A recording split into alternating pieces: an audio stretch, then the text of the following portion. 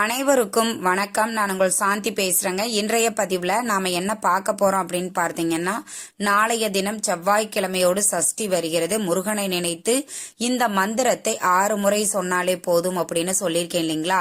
இந்த மந்திரங்கள் என்ன, சஷ்டி என்று முருகப்பெருமானை நாம எப்படியெல்லாம் வழிபாடு செய்யலாம் அப்படிங்கிறத பத்தியும் இந்த பதிவுல நாம தெளிவாக பார்க்கலாம். இப்போ நாளைய தினம் நம்மளுக்கு செவ்வாய்க்கிழமையோடு வளர்பிறை சஷ்டி வருகிறது. மிக மிக அற்புதமான நாள். பொதுவாகவே செவ்வாய்க்கிழமை முருகப்பெருமானை வழிபாடு செய்ய உகந்த அற்புதமான நாள். இந்த நாளிலே நம்மளுக்கு வளர்பிறை சஷ்டியும் வருகிறது. முருகப்பெருமானை வழிபாடு செய்ய இதைவிட ஒரு உகந்த நாட்கள் வேண்டுமா என்ன? முருகப்பெருமானினுடைய படம் நம்முடைய அனைவர் வீடுகளிலுமே இருக்கும். அப்படி நம்ம முருகப்பெருமானினுடைய படத்தை வச்சு எப்படி நாம வழிபாடு செய்யலாம்? இப்போ நீங்க விக்கிரகம் வச்சிருக்கிறீங்க அப்படின்னா கண்டிப்பா பால் கொண்டாவது நீங்க அபிஷேகம் செய்வது மிக சிறப்பான பலன்களை உங்களுக்கு தரும். நிறைய பேரு நிறைய வழிபாடு செஞ்சிருப்பாங்க. நாங்களும் எல்லா வழிபாடு செய்கிறோம், எல்லா கோயிலுக்கும் போறோம், பரிகாரங்கள் செய்யறோம். ஆனா எங்க வாழ்க்கையில ஒரு முன்னேற்றமே கிடையாது. நாங்க கஷ்டப்பட்டுக்கிட்டே தான் இருக்கிறோம். அடுத்து என்ன செய்வதுன்னே எங்களுக்கு புரியல. இந்த மாதிரி செய்வதறியாது வழி தெரியாமல் நீங்கள் நிற்கதியாக நிற்கிறீங்க அப்படின்னாலே முருகப்பெருமானை வழிபாடு செய்யுங்கள். அவருடைய கரத்தை கொடுத்து உங்களுடைய வாழ்க்கையை தூக்கி நிறுத்தி விடுவார். அந்த அளவுக்கு மிக மிக அற்புதங்களை நடத்தி வைப்பார் முருகப்பெருமான். சரி, நாளைய தினத்துல வரக்கூடிய சஷ்டி திதியும் செவ்வாய்க்கிழமையும் ஒன்றிணைந்து ஒரே நாள்ல வரக்கூடிய காரணத்தினால முருகப்பெருமானை நாம எப்படியெல்லாம் வழிபாடுகள் செய்யலாம் அப்படிங்கிறத முதல்ல பார்த்துருவோம். உங்க வீட்டுல முருகப்பெருமானினுடைய படம் இருக்குது அப்படின்னா நல்லா முழுவதுமா சுத்தம் பண்ணிட்டு செவ்வரளி பூக்கள் கிடைத்தால் மிக விசேஷம். ஏன்னா செவ்வரளி பூக்கள் முருகப்பெருமானுக்கு உகந்தது, பிடித்தது. அதனால அது கிடைச்சா வச்சுக்கோங்க. இல்லம்மா எங்களுக்கு சாமந்தி பூ தான் கிடைச்சிச்சு, செவ்வந்தி பூ தான் கிடைச்சிச்சுன்னா உங்களுக்கு என்ன பூக்கள் கிடைக்குதோ அந்த பூக்களை கொண்டு முருகப்பெருமானை நன்றாக அலங்காரம் செய்துவிட்டு ரொம்ப எளிமையா நம்ம வழிபாடு செய்யலாம். முதல்ல பார்த்தீங்கன்னா தீபம், ஷட்கோண தீபம் நீங்க ஏற்ற வேண்டும்.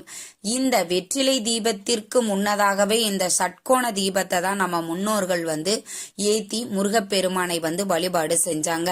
ஷட்கோண தீபம் எப்போதுமே நான் சொல்ற மாதிரி தான் ஸ்டார் போட்டுட்டு ச ர வ ந ப வ அப்படிங்கறத எழுதிட்டு ஒவ்வொரு எழுத்து மேலையும் ஒரு அகல் விளக்கு வைத்து நெய் ஊற்றி பஞ்சு திரி போட்டு இந்த ஷட்கோண தீபத்தை நீங்க ஏத்திக்கோங்க. ஒரு பூஜைக்கு உண்டான தட்டுல கூட மாவுல அரிசி மாவு இருக்குது இல்லைங்களா, அந்த அரிசி மாவுல ஷட்கோணத்தை வரைஞ்சு அந்த தீபத்தை நீங்க தாராளமாக ஏத்தி கொள்ளலாம். நெய்வேத்தியம் பாத்தீங்கன்னா 1 டம்ளர் பால் கூட வச்சுக்கலாம். இல்லம்மா நான் இன்னும் கொஞ்சம் நல்லா செய்யலான்னு இருக்கிறேன் அப்படிங்கிறவங்க சக்கரை பொங்கல் வைக்கலாம். பாசிப்பருப்பு பாயசம் முருகப்பெருமானுக்கு உகந்தது, அதையும் நீங்க நெய்வேத்தியமாக வைக்கலாம். வச்சுட்டு முருகப்பெருமானினுடைய இப்ப நான் சொல்லக்கூடிய இந்த மந்திரத்தை சொல்லி முருகப்பெருமானை வழிபாடு செய்யுங்கள். நிச்சயம் உங்க வாழ்க்கையில இருக்கக்கூடிய அனைத்து விதமான கஷ்டங்களும் நீங்கி ஒரு அற்புதமான மகிழ்ச்சிகரமான ஒரு வாழ்க்கையை வாழ்வதற்கு உங்களுக்கு முருகப்பெருமான் அருள் புரிவார்.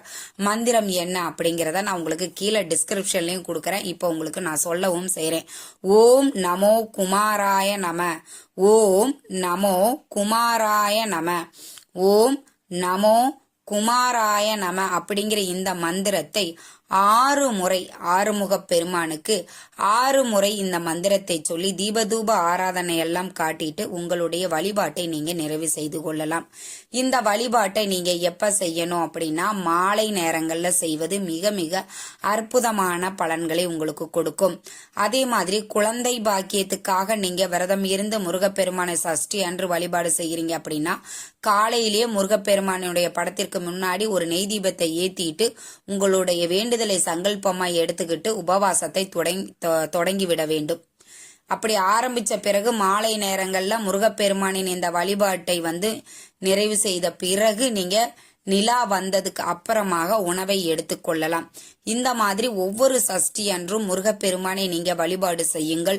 உங்க வாழ்க்கையில இருக்கக்கூடிய கர்ம வினைகள் அனைத்தும் குறைந்து வாழ்க்கையில் ஏகப்பட்ட சுபகாரியங்கள், தடைபட்ட சுபகாரியங்கள் அனைத்தும் நடக்கும்.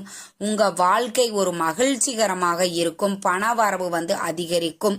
வாழ்க்கையில ஒரு முன்னேற்றம் ஏற்படும். ரொம்ப பேரு ரொம்ப நாளா கஷ்டப்பட்டுக்கிட்டே இருக்கிறம்மா, நானும் எல்லாரும் மாதிரியும் தான் வேலைக்கு போறேன், சம்பாதிக்கிறேன், ஆனா ஒரு 10 ரூபாய் காசு என்னால எடுத்து வைக்க முடியல, வாங்குற சம்பளம் வட்டிக்கே சரியா போயிடுது, இது மாதிரி ஏகப்பட்ட பிரச்சனைகள்ல நீங்க இருக்கிறீங்க அப்படின்னா உங்களுக்கு ஒரே ஒரு வழிபாடு முருகன் வழிபாடு மட்டும்தான்.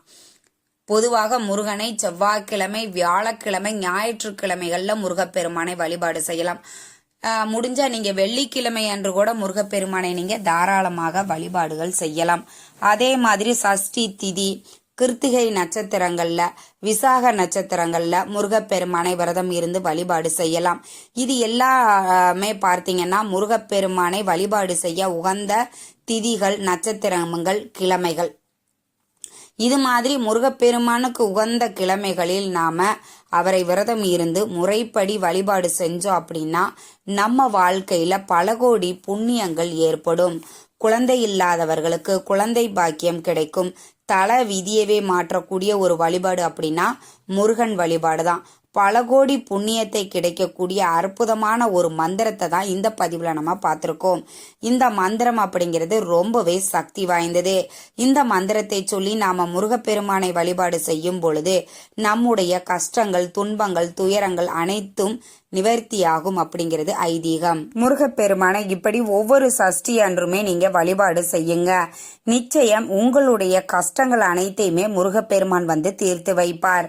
அதுவும் இது வளர்பிறை சஷ்டி அப்படிங்கிறதுனால மிக மிக அற்புதமான உங்களுக்கு பலனை கொடுக்கக்கூடியது. தொழில்ல முன்னேற்றம் ஏற்படணும், பணவரவு அதிகரிக்கணும், வருமானம் அதிகரிக்கணும் அப்படிங்கிறவங்க முருகப்பெருமானை ஷட்கோண தீபம் ஏற்றி வழிபாடு செய்யும் பொழுது நிச்சயம் உங்களுக்கு அற்புதமான பலன்கள் கிடைக்கும். நிறைய பேரு இப்போ இருக்கிற சூழ்நிலைகள்ல வெற்றிலை தீபம் ஏற்றீங்க. ஆனா வெற்றிலை தீபத்தை விட அதிகப்படியான பலன்களை கொடுக்கக்கூடியது இந்த ஷட்கோண தீபம். அதனால எல்லாருமே முடிந்த வரைக்கும் நீங்க இந்த ஷட்கோண தீபத்தை ஏத்தி வழிபாடு செஞ்சு பாருங்க. உங்களுடைய வேண்டுதல்கள் எதுவாயினும் அது உடனே முருகப்பெருமான் நிறைவேற்றி வைப்பார். அதனால ஒரு முறை நீங்க ட்ரை பண்ணி பார்த்துட்டீங்க அப்படின்னா கண்டிப்பா நீங்க ஷட்கோண தீபத்தை மட்டும்தான் ஏத்துவீங்க. ஏன்னா அந்த அளவுக்கு ரொம்பவே சக்தி வாய்ந்தது இந்த ஷட்கோண தீபம்.